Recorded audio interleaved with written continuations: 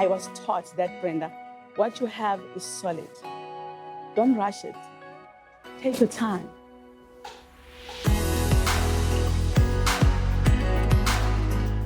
Let's talk about your story, where it all started. Yeah, I started in 2005 when I auditioned to be part of the choir, Joy Celebration at that time. So I was part of Joy Celebration for a couple of years, but in between that, I was a go-to baking singer. Wow. So I've been doing this for a very long time, but I started as a solo artist in 2010. In the process, I was writing music, so that was also another thing now to go and knock in, on every door to say, here I am, please, can I get a deal? My name is Dumi Mukhapi, and I work for SAMRO as a publisher services manager.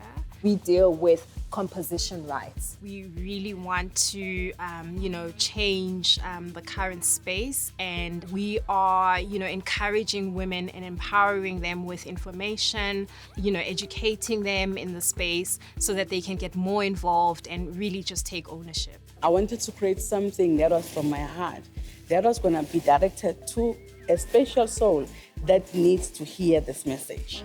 And at the end of the day, we need songs played on radio in order for us to at least get those SAMRO royalties coming in. Before actually you can even talk to us about royalties, your songs have to be out there. My first album was not on radio. We did go 3 a.m., and then on my second album, because I was backed up with a big label, I think that's when my music then got into radio. I think it's mostly important to understand the different revenue streams that exist, and also understanding the different platforms that are out there where you can actually either place your music or, even just borrow your skills, your creative skills. Before I was an artist, I was registered with SAMRO because I was writing songs for Joy Celebration as well. So I knew that being a songwriter is a job. Yeah. Royalties. You get a nice check.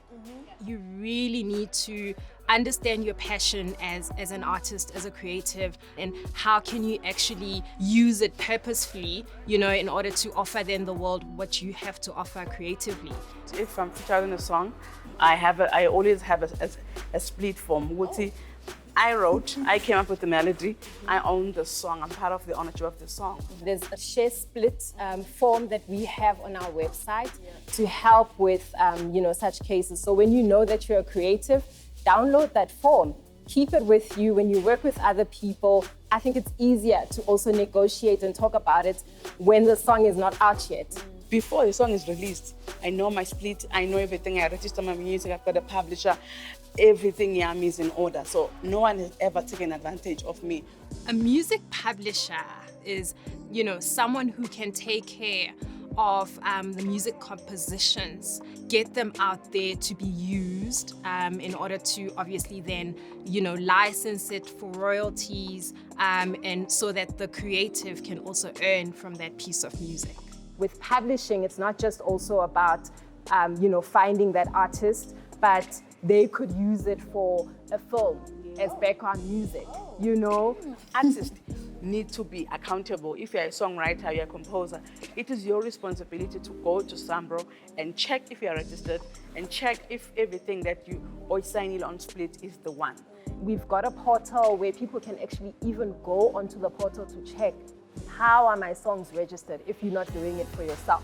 What I hope could be takeaways from these masterclasses. I really hope that, people would understand that it's really about the business. It's not necessarily about your talent. Yes, that's part of it. I am a business, so I need to treat myself as a business. I've created a structure around my business, and also I learned the art of taking care of your art. It's deeper than just music. It's about loving yourself. We need to preach that thing of we need to love ourselves.